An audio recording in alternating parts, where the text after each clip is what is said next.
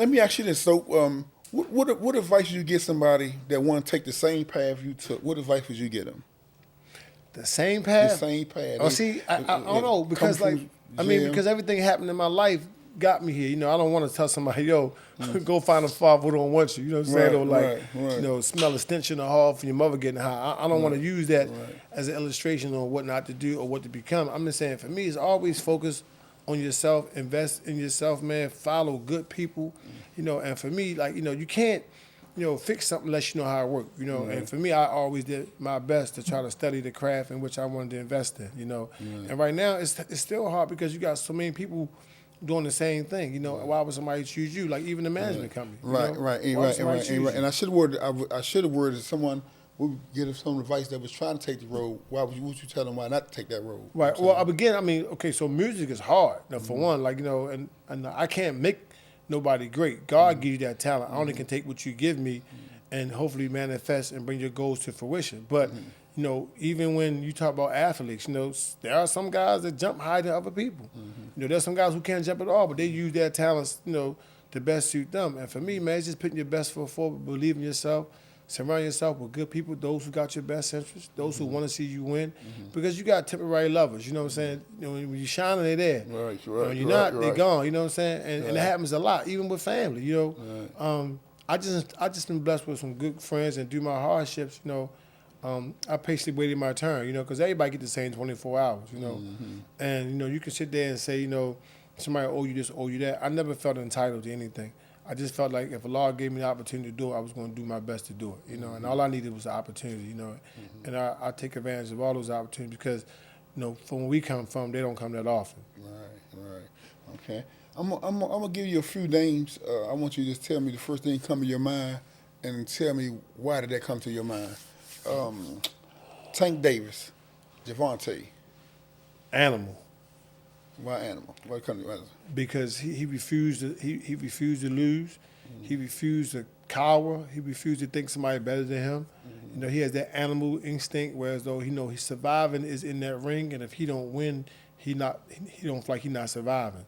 You know, so he does his best whenever he step in that ring, and I don't think he fear anybody, which I think is that animalistic behavior. You know what I'm saying?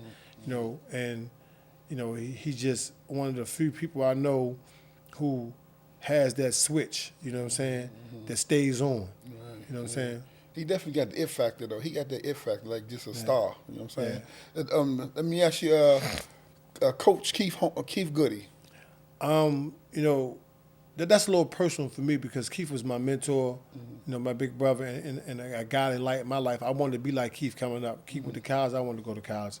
Keith with a truck in the car, I wanted to buy a truck in the car. You know, Keith listened to the type of music, I listened to the type of music. He was a good example, man, and he's a good person, you know. And if I always tell my kids, I don't care about money, sports, or accolades, be a good person.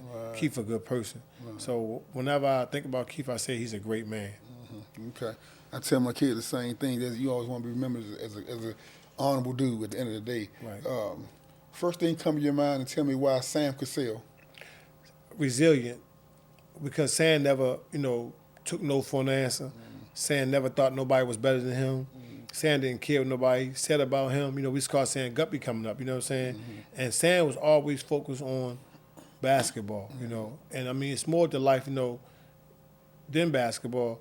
But Sam was an iconic figure at a young age who made people older than him respect him. You know, so Sam's just one of the most resilient people I ever met in my life. So saying basketball, his encyclopedia. That's how he seen the world. He said, "It's gonna get me out the hood. This ball gonna get me out." Again, whatever Sam, I think, and this is no lie. I think if Sam was to be a pediatrician, you know, or electrician, he would be great at that because he focused on whatever it is that he wanted to do, you know what I'm saying? And I mean, and I don't care what nobody else got to say about Sam. Sam always answer my call. That's my friend for life. I don't care what it is. He never let the NBA. And Sam was one of the first dudes to come and see me when I came home, man. I never forget that. And we still tight to this very day. Whenever I call Sam, he answers the phone. And there's not that many people that can say they can call an NBA coach. And Sam know I'm not wanting anything. I'm calling, tell him I love him, check on him, let him know, you know, I'm here for him. He need me, you know what I'm saying? But Sam's a good person. But like I say, the word that comes out to me or sticks out to me about Sam is he's very resilient. And I concur with what you said on that because Sam actually, every time I call, he pick up the phone. Actually, I'm at the game the other day with Wizards playing Philly, and he on timeouts. He give me a call, holler at him, and the white people we sit on the floor. The white people all around me, they like, how you know him? They amazed that he giving hand signals, right? Yeah. So yeah, so he definitely keeps it real in all fronts. But let me ask you another name. First thing come to your mind when you think about Jay-Z. I want to say the GOAT, but I want to say Jay-Z is a, you know, a very. I'm trying to put Jay in one word. You know, Jay's a very. Jay's an example of great. Mm-hmm. I mean that Jay, you know, don't let nothing or no one tell him what to do in terms of where his mind should be or where he should go. So like if Jay wants to sell socks, Jay gonna sell socks. Mm-hmm. And Jay is one of the most prolific thinkers, you know, ever seen. And able to call him a friend and blessed for the opportunities he gave me to work alongside his company, Mm-hmm. you know, and be close to his family, you know, it's something that I never take for granted, you know. Mm-hmm. But Jay just, you know, he and plus he's a great leader. Mm-hmm. You know, so if, you know, I think about Jay, okay, I say leader. He's a great leader. Great leader. Okay. Two more. Meek Mills. Meek is a young Mike Tyson out of the ring. Break that down. Okay, you know, with all the difficulties that Mike Tyson faced, he used all that energy in the ring to combat with those problems, right? To help him get rid of the stigmas that he faced coming up, right? That's how Meek Mill is doing rap. He used that platform, that megaphone, to cure those ills that he had to deal with coming up, losing his father, growing up poor. He makes sure that, you know, he knocked every obstacle out of his way to stay relevant and stay successful. Okay. Last person I'm actually about the former late rapper Little Scooter from Baltimore. Wow, Scooter was a prophet.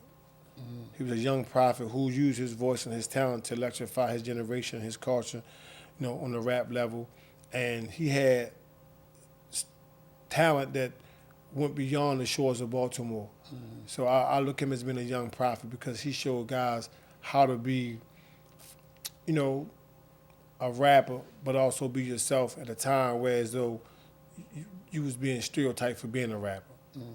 And Baltimore didn't really have any iconic figures that I can think of that made it to the highest level of rap that we can look up and say, you know what, that's what we want to be like.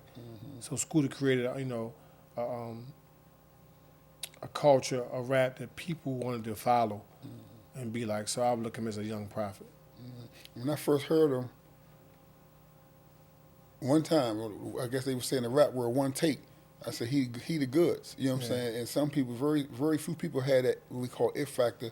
And it's so funny, man. He had that. I mean, cut you off because that story is so close to me because, you know, I always do community activism and free basketball games or this or that. And I had invited Scooter to a celebrity basketball game. And all he kept telling me was, Stoke, I wanted my mom to see me play. Can I get some floor seats? I said, sure. And something must have happened before he got to the game, but the last time I seen him was at a game that I gave for the community. You know, and you know, but he was one of those guys, man, that was, you know, so great. Yeah. See that jump. I said that's a emotional story for you when it comes. Yeah, because I mean, I was the reason why he was there. You know what I'm Right. saying? And I think that, you know, he came out to my game to support me and the community, and someone took advantage of the opportunity, you know, and they took his life. You know what I'm saying? So, you know, sometimes it weigh heavy on me because I'm like, damn, if I wouldn't get that game, we'd still be here. Right. But then that's playing God. You know what I'm saying? So, Right. And one more I want to add to that list, and you know, rest in peace to Scooter, man. I said that was emotional for you, man. But Kevin Liles, first thing, and what you think? I don't. I mean, me and Kevin don't have a. You know, we got a relationship, but not one in which, you know, you would think we would have, being from the same city, been in the same game. Kevin, you know, is a very successful, you know, music exec. You know, and kudos to him and all the things he did, you know, to get where he's at. But he would be a very transformable figure for me. You know, you know, he transitioned real well from being, you know, he paid his dues. You know, from being, you know, in music for so long, to a point where as though he became an owner or an exec. So he's someone I say who paid his dues. But you know, I would look at him as someone who, refused to stop. Not quit. He refused to stop. And the word I would use for Kevin would be,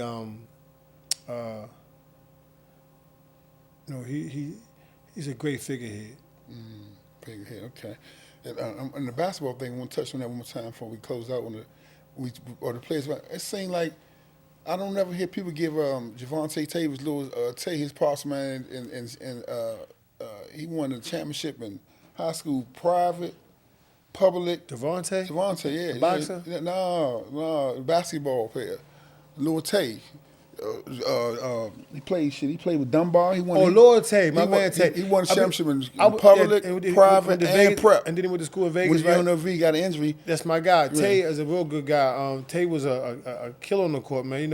A lot of times, man, again, you have so many great basketball players, and it seems like, they put you in the archives, if you don't make it to that collegiate level and be successful and go forward. You got, like Juan Dixon won a championship, no one talks about that, at University of Maryland, you know what I'm saying? I mean, Keith Booth, with an NBA championship with the Chicago Bulls, so I got a lot of people that's great, and depending on who you talk to about basketball and what era and what year, but it's so many, so I don't think nobody would diss Tay. I think it depends on who you talking to about basketball at that particular time. Because, you talk to somebody 50 years old, they're going to go by based on their demographic of people. You talk to somebody 19, they're going to talk about the guys that's right now, because there's guys that's 19 who don't know Keith Booth won a championship with Michael Jordan. Right. I know because that's my time. You know what I'm saying? Yeah, okay. Yeah, he one of my favorites. I know Melo, all them come up behind me. I just know. Yeah, so I was wondering why his name didn't come up more often. What did you want people to take away from your story, Stokey? What do you want people to take away from your story? Again, as I said before, man, I didn't give up. And neither should they. That I'm a human being. I'm fallible. I made mistakes. I don't make excuses. I'm a man, not just a male, who want what's best for myself, my family, and I want to create generational wealth. But more importantly, I want to follow my passion, and I think that's to always give back. And if I could do anything else in life, is to help somebody else achieve their goals, to do more than what I did and make this world a better place. That's it. Oh, you want to do it? That's cool. That's powerful, man. And last, I made it purposely actually about this person last, because y'all make such a splash, man. Y'all was like a Batman and Robin, man. Silk. Man. I know him all my life, man, and it's so funny. For the people that know about, tell them who Silk Daddy. Silk is. Silk Daddy, WLC was a great mentor, a friend of mine who I turned into a comedian. But Silk was always funny. It's natural. And now naturally funny. And what happened was when social media came into play, me being a marketing manager for Shoe City, I couldn't have all that profanity on my page, But what you see we do in 15 minutes or 15 seconds, we did that my entire life. I just started capturing that. And so many other people like that, but Silk was one of the few people that everybody loved and had a sense of humor that was out of this world. And he died of a heart attack, and once you lose so many people, you become immune to death. But that kind of took me for, a hard hit, because he was somebody I knew that was supposed to be here. And I had so many plans for him, you know what I'm saying? Like movies in the making and all that. But he's still with me. I look at his videos, to encourage me to continue doing what I know I can do. But that was my guy. He's still, I still leave his page up so everybody can, go laugh when they feeling down, But he was a real individual, man. Nothing was ever scripted, man, and he will forever be missed. Y'all talk about each other mother.